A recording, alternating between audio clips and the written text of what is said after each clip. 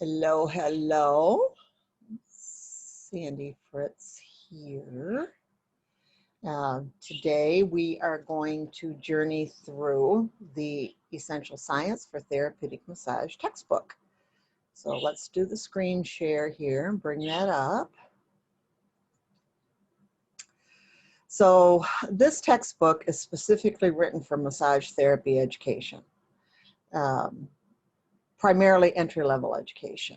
There are a lot of features within the textbook that help students relate the science information directly to the massage theory and practice.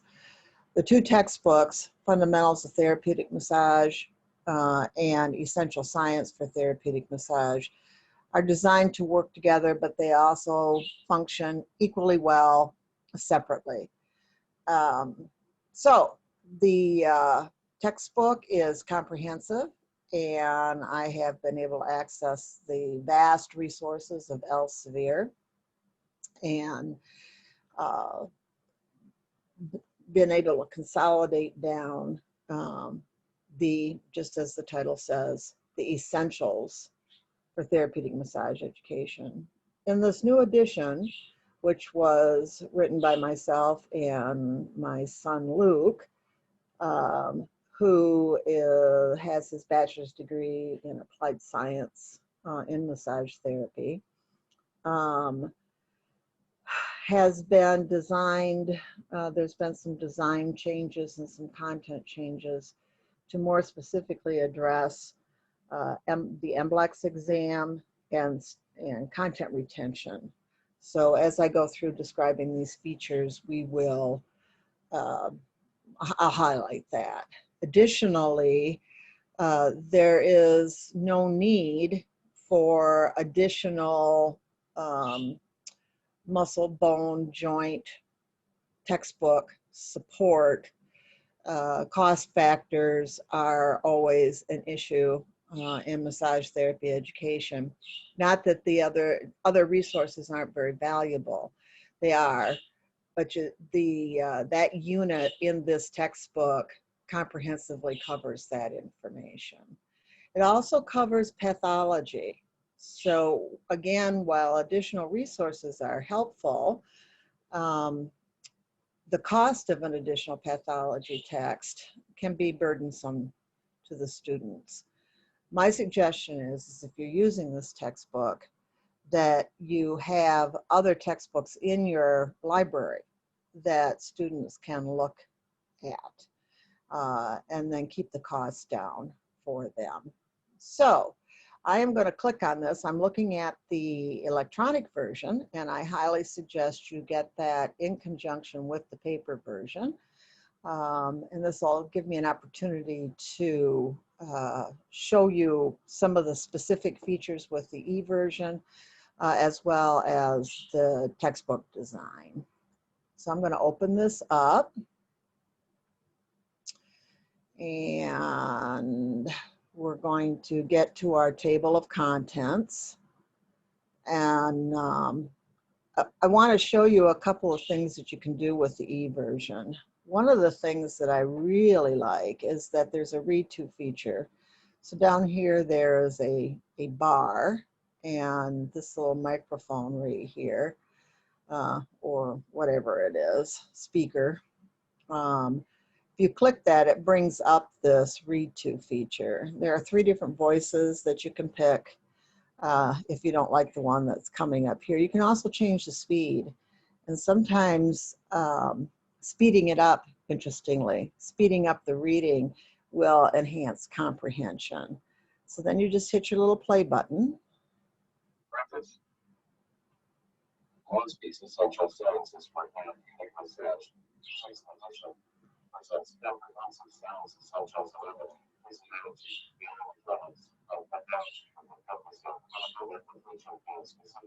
Now, the text being read is highlighted, and that's helpful to listen and read. And then you can move more quickly through here with this button to move you forward.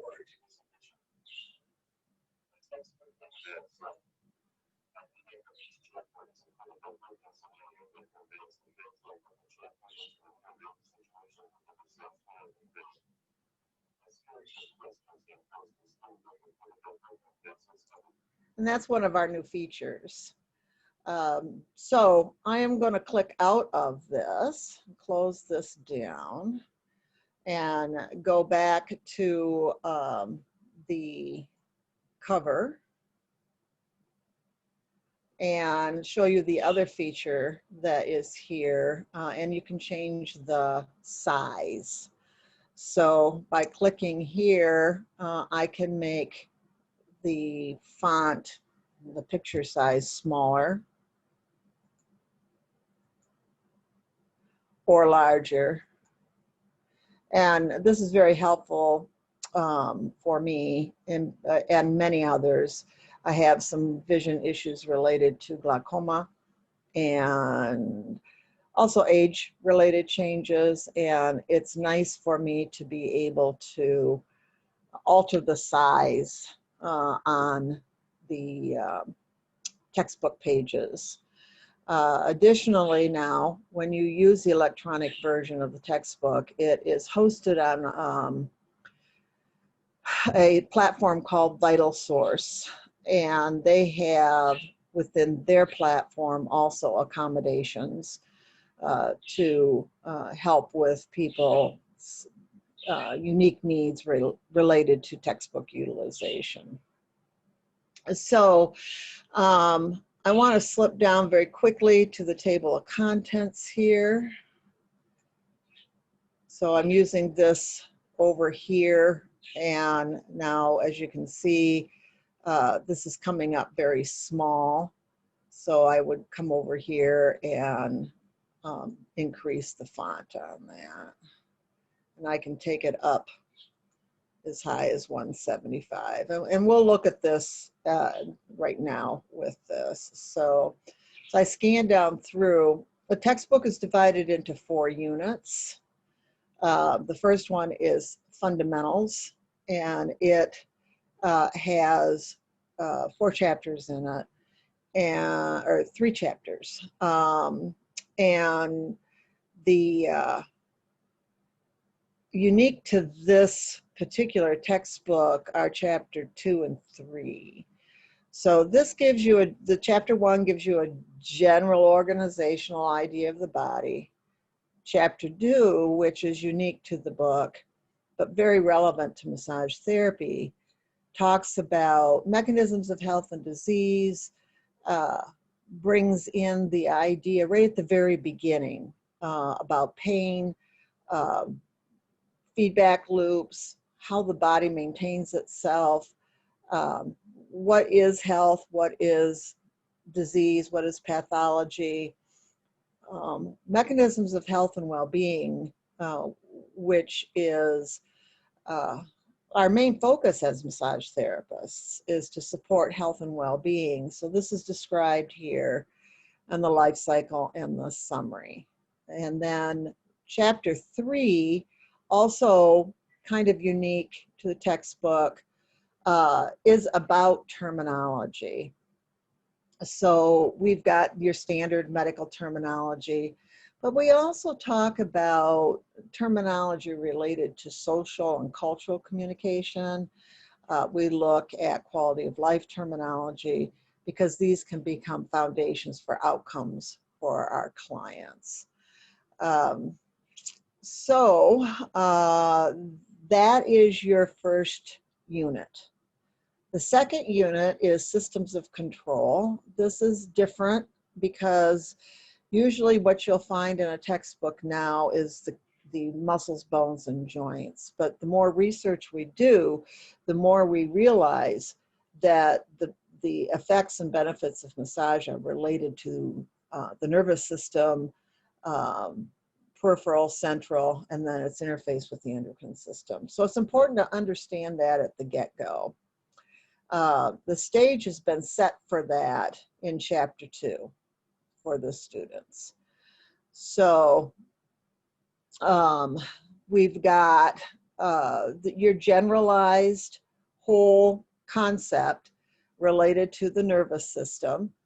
And just like you would find in a generalized collegiate anatomy and physiology book that's just way too overwhelming for vocational education, as massage therapy is. So, but this is where the pathological conditions are going to start. So we've had the setup on what that is here in chapters 1, 2, and 3. And now we're going to have pathology, indications, and contraindications, along with how the body functions normally. So one of the tenets in massage therapy is that we mimic normal. We try to support the body's normal processes. So we have chapter 4, chapter 5, which is the peripheral nervous system, and then the endocrine system. This is our third unit right here, and this unit is comprehensive. You do not need additional textbook support for this. Again, good to have, but cost saving is an important factor to consider. So we have comprehensive chapter on the skeletal system and pathology, joints, and how the, again, the normal function as well as the pathological function. Very comprehensive chapter on the muscles. And then unique to this textbook is Biomechanics, which is the, this is the parts right here. And then this is how they function together. And this is going to support assessment procedures for massage therapy. And I'm going to show you how you can use these 4 chapters together to really hone in functional mobility, which is one of the outcomes for massage therapy. The other body systems are in the final unit, section 4. There's 2 chapters here, and the content for these body systems is targeted specifically for massage therapy. And so some things are covered a little bit more depth, but others are much smaller focus. And I think this is one of the areas that's very helpful in massage therapy education. Each of these has its own pathology section that goes with it. And here's for chapter 12. There are also some very helpful appendices in the back of the book. There is an appendix A, which is a quick muscle reference guide, which is very helpful in study strategies for massage therapy.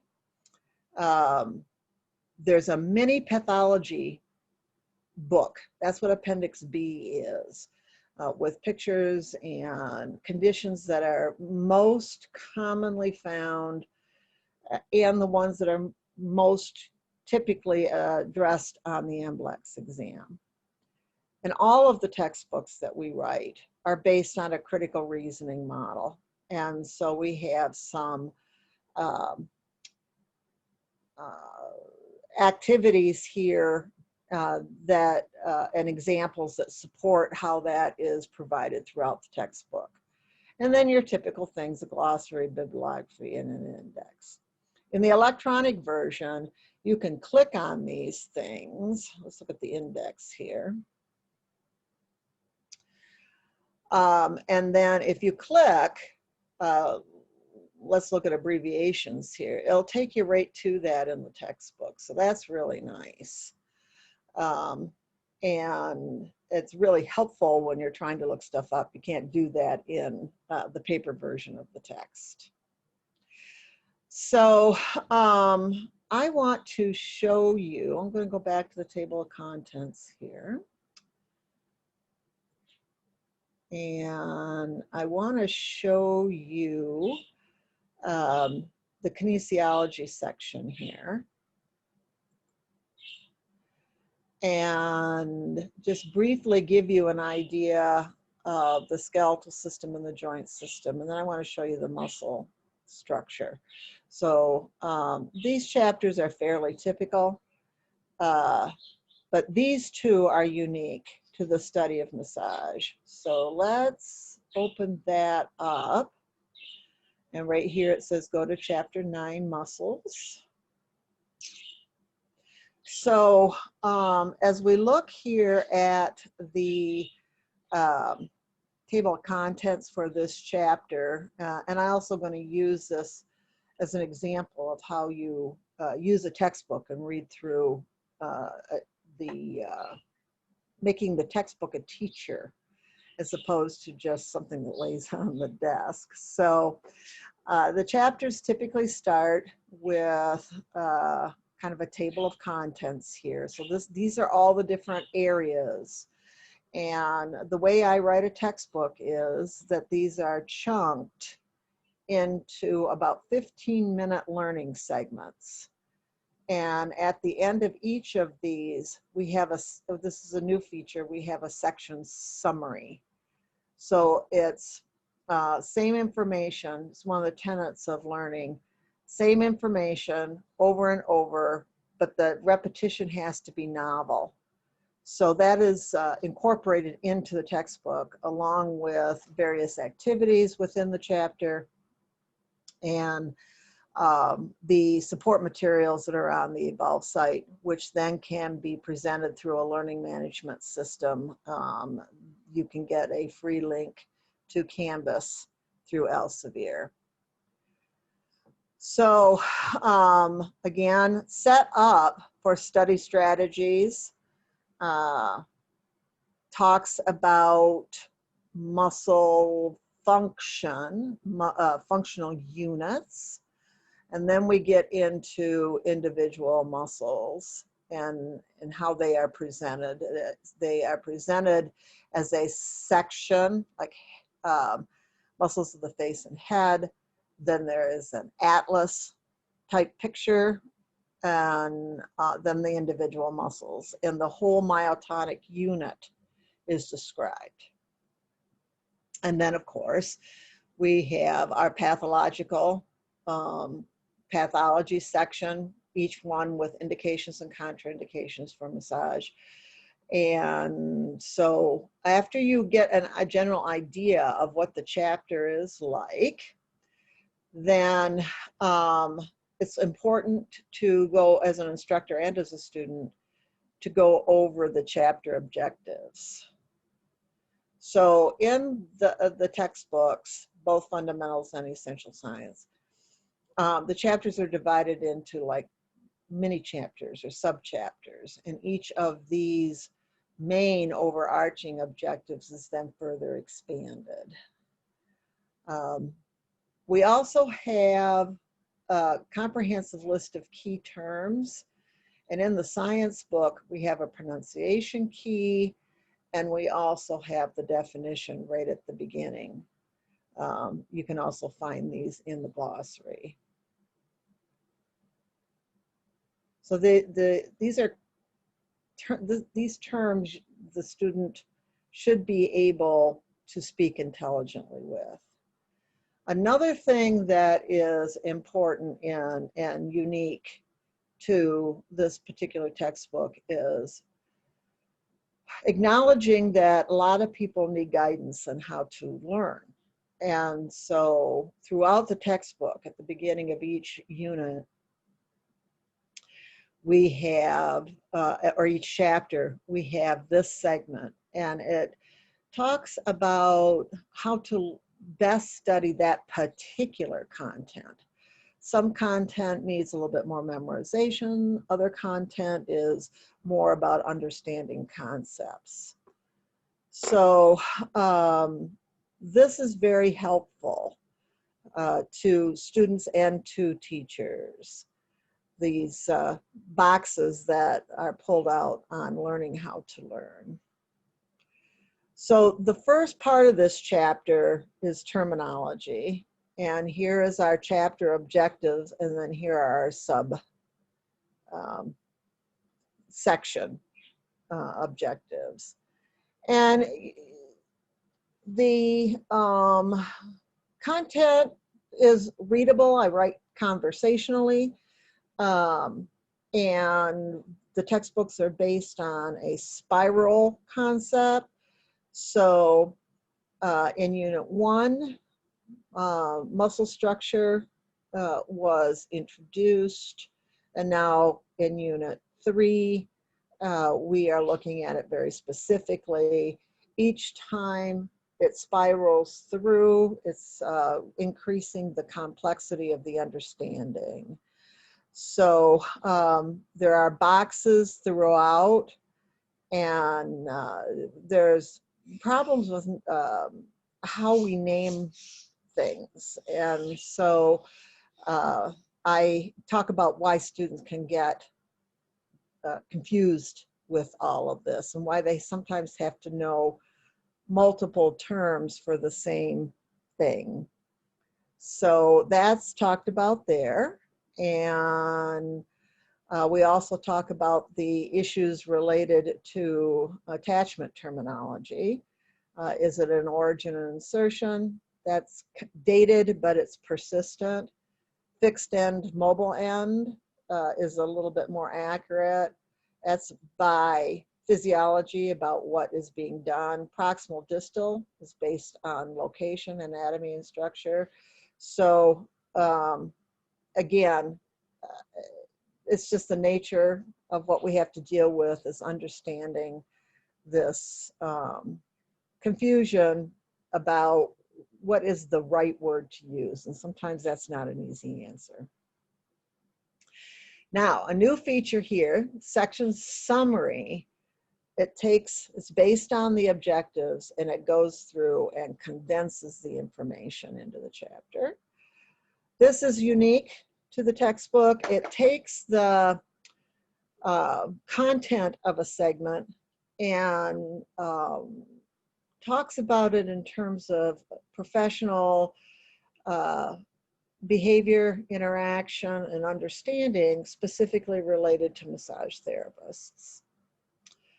These can be really nice points of discussion in the classroom as well. Now, I've reached a little end here, and I'm going to have to drop down to the next section here.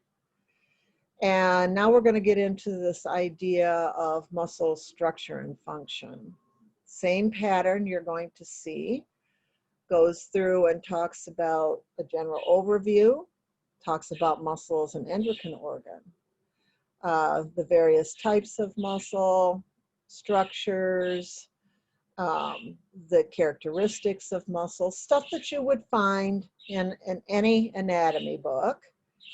And then we go into the functional unit, our agonist, antagonist, fixator, that sort of thing. Please enjoy my morning bird chirping. That's chirp and tweet. If you've watched some of the other videos, you have had them chime in. So then also functional actions. So what I will explain to students is a muscle's name is the same, but what it does, what its job is at any given time can change. And that's confusing to students. The idea of, is it a prime mover? Is it a fixator? Is it a neutralizer? Is it a synergist? When is it functioning isometrically? When is it functioning isotonically? And what that means in terms of movement. So we discuss all those with the pictures that are available. And we get down into all of that with, you know, the sliding filament theory, which people maybe it is, maybe it isn't. We do have levels of ambiguity. We've got the tension length relationship here. Let me bring the font down just a little, and that will help.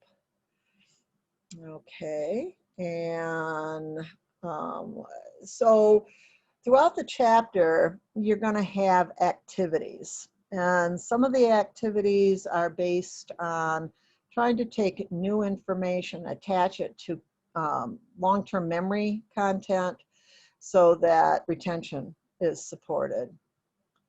As we go further into the textbook, we are challenging the student to critically think.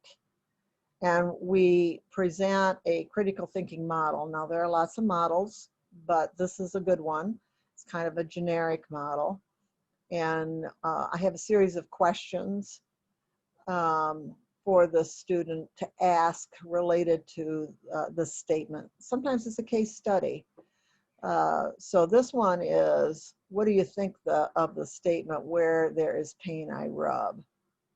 And then they have to try to come up with a justifiable statement.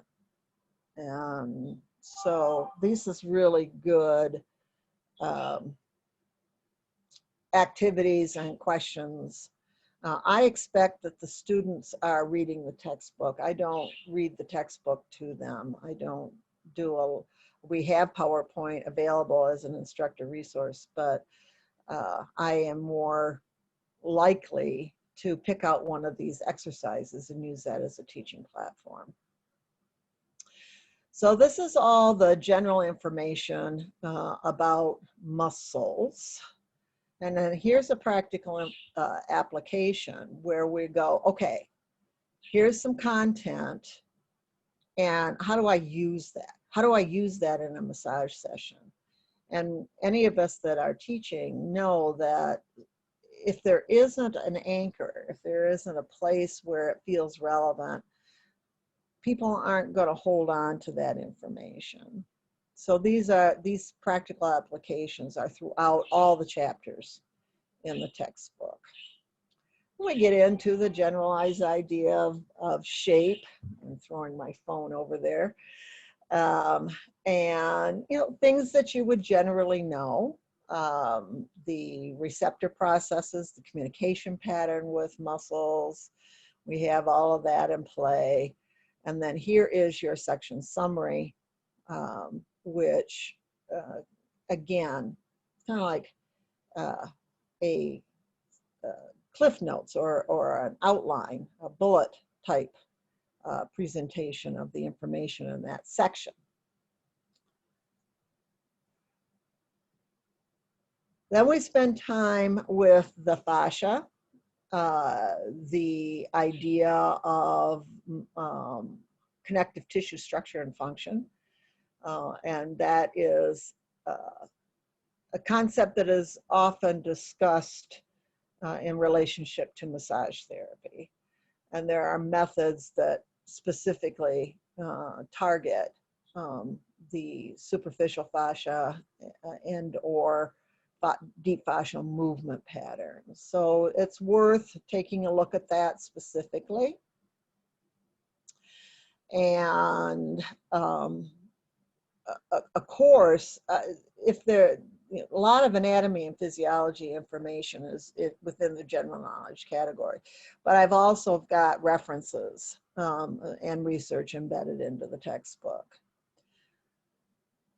So again, very good illustrations. And then again, we're getting more complex into this. The idea of synergistic action or functional muscle units and myofascial structures that support that. So continuing through with illustrations here. And again, a practical application. A focus on professionalism makes it real. And now we're going to get into the individual muscle section. So here are our overarching chapter objectives, and then here are our objectives for this section. Now, mentoring tips, again, are provided throughout the textbook. These are a little bit more conversational. They're a snippet pulled out based on my experience or Luke's experience that are thought provokers. And again, chewing information in multiple ways supports comprehension. So these are nice to pull out as a discussion point. So we have, let me bring this size down a little bit so that you can see the entire figure. So we have nice illustrations. I have access to the Elsevier library and all of their illustration art. So here are your overarching illustrations. And then we talk about muscle shape related to function. And we talk about how muscles are named, the problem with attachment terminology, how to palpate muscles, superficial, and then the first superficial layer under the superficial fascia, embedded in the deep fascia, and then deeper into the other muscles in that unit. And then it talks about how the muscles are presented here. And additionally, we have referred pain patterns, whether or not you agree with the trigger point phenomenon or not. There's controversy about that. It's a concept that's usable.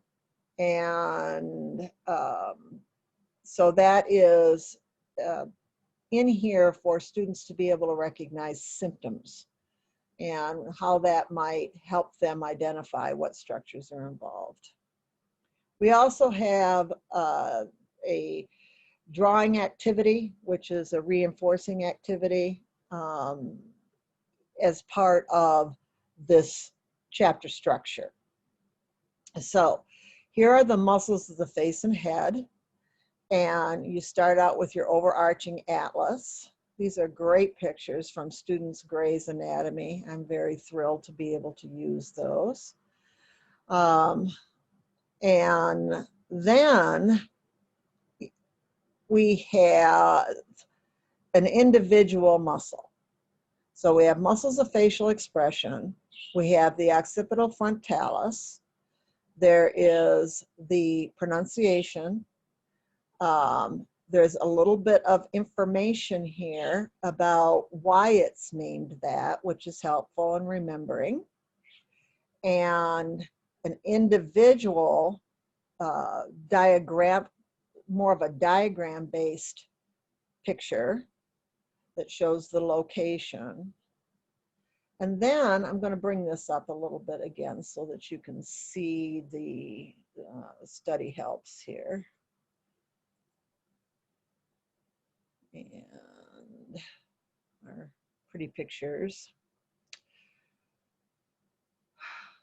So we have the concentric action. If it has more of an eccentric action, I'll show you that in another body area. That is put right here, so it's its function, whether it's pulling or it's controlling. Then we have this whole list of attachment terminology and the innervation. And then this is unique here. We have the major synergists, the helpers, the major antagonists, the tender/trigger point that will often be involved in symptomology, and where that referred pain goes. And then we go on to the next muscle. So I'm going to skim through this really fast. This would be the drawing activity here. So draw and color the facial expression muscles in the space provided. And then it gives some direction on how to do that. So I'm going to go fast. I'm going fast.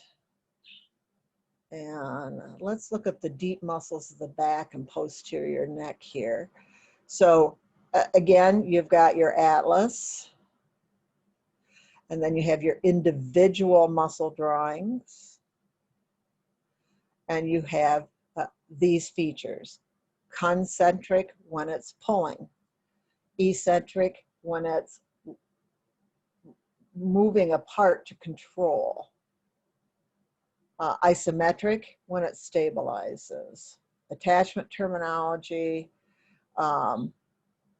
innervation, the synergists, the helpers, the antagonists that produce the opposite movement, the tender trigger point location, and then referred pain pattern, and then along with the drawing activities. And this goes throughout all of the muscles. And you can see now why I say that you don't have to have a different text to study this. So I'm going to move down here to the pathological conditions, and then specific disorders with the indications and contraindications.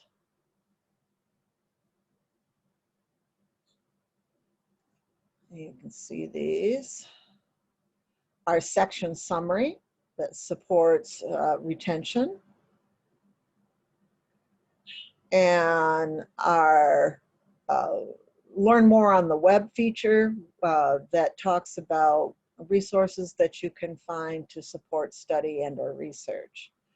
Now this is new here to the chapter, to the textbook. There is a critical thinking clinical reasoning activity based on a case study. There is a scenario. This one is Sabrina is a 36-year-old computer programmer. You've got your little story, and then there are questions to answer here.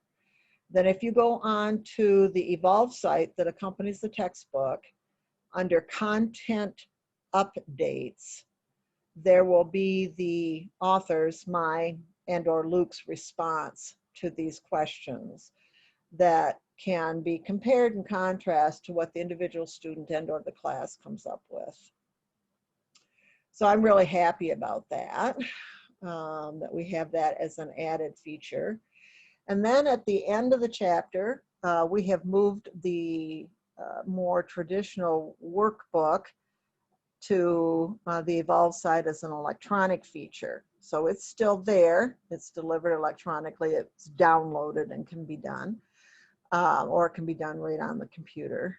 And to support critical thinking again, and to support study for the NBLEX exam, we have end of chapter multiple choice questions. These are used to teach how to take a multiple choice test, as well as reviewing all of the terminology, presented as two types or styles of questions. And the answers for these and the rationales are found again on the Evolve site under content updates. And there's also under the content updates access to many instructional video clips from Elsevier. So very robust helps for studying this. And so the factual recall are more definition type questions. And then as we pull down through here, we will get to some more complex questions, application and concept identification questions, where you have to apply concepts more than just being able to define. And these are the types of questions that more often appear on the MBLEX exam.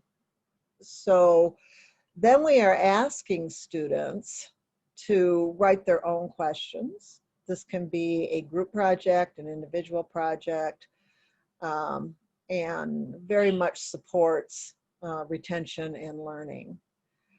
Finally, in this unit, I want to show you biomechanics basics. Let's go through and the outline here. And I'm gonna hit this. And so how we move, this is how we move, how we function. So we've got concepts around posture and force application and the kinetic change supporting walking, and then assessment. And this is the one I want to specifically show you because it's very helpful in the classroom. And then pathological conditions. So I'm going to click on assessment for biomechanics, and you've got all of your stuff here. Practical applications, shows you how you walk, all of this stuff. Let's get down through this. Come on. It's loading a little slow here. Hit the arrow. And there's our kinetic chain. And muscle units and force couples, synergistic relationships.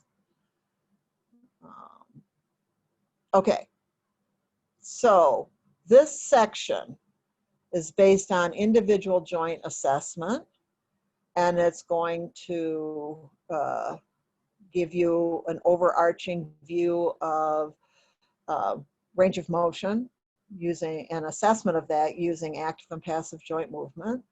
Another practical application here.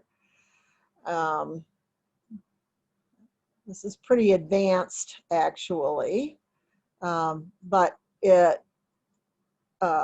it's worth the effort to bring this information to consolidate what you have studied previously. Really, this is the chapter that brings things into real application. So what we have here are individual assessments, and they're set up in functional movement units. So where there is an extension of an area, then you will see the opposite movement, which is a flexion. It's set up to be teaching muscle testing, generalized muscle testing concept. Can it hold against resistance? Does it recruit, etc.?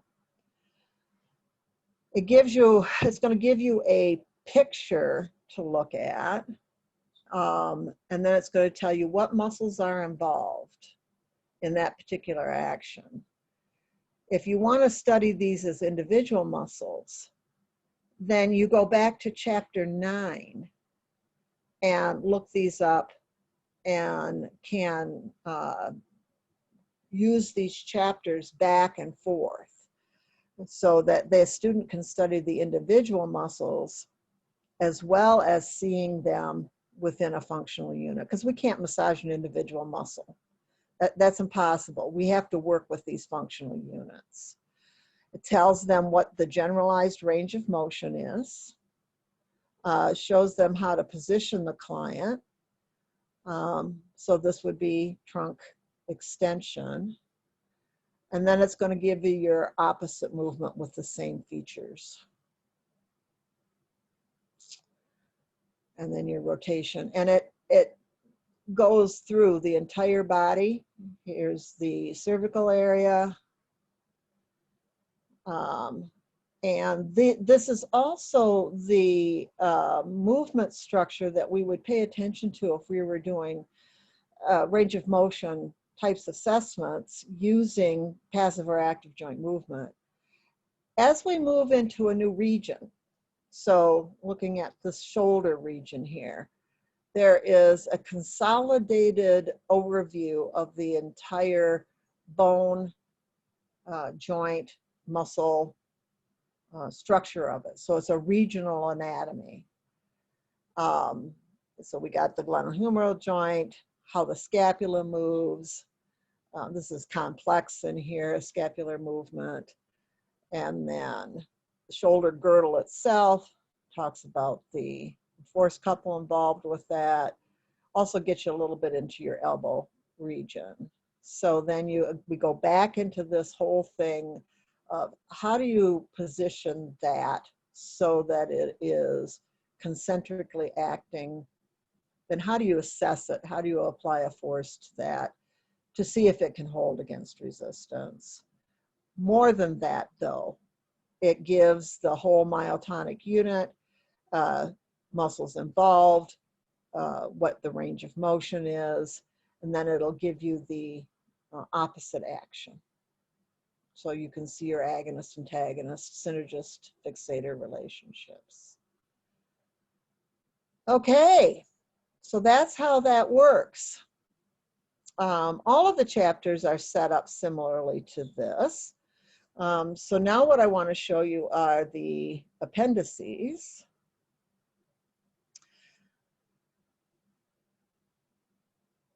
Here's the quick muscle guide.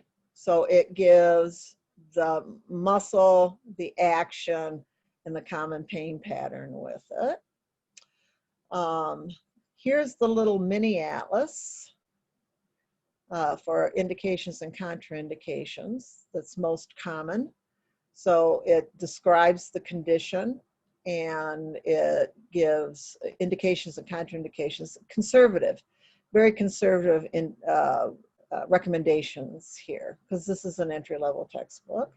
Certainly the instructor could expand on that. And then our Appendix C here gives a model, a narrative, an example of how to go through a critical thinking process. And then also glossary and bibliography. Very, very helpful textbook to use with students, whether you're using fundamentals of therapeutic massage or not. I feel that the Essential Science book offers so much to the students that I encourage you to look at it, to use in your classroom, as we do at Health Enrichment Center.